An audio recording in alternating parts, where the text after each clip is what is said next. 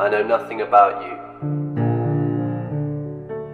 except that you own an iPhone, and that you frequently receive text messages which cause you to smile broadly to yourself.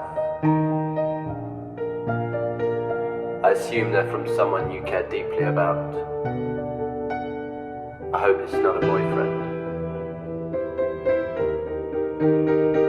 You are reading Richard Brautigan, which automatically gains you bonus points. You are polite in conversation with the ticket inspector. You're oblivious to me watching you. But I am transfixed by the way you take sips from your coffee. I want you to look up and catch me staring at you. I want you to smile that smile for me. I wish the carriage had been overcrowded so that you had to sit down next to me. I could have shared my favourite playlist with you. We could have bonded over a love for Karen Dalton. But you appear to be getting off at Exeter.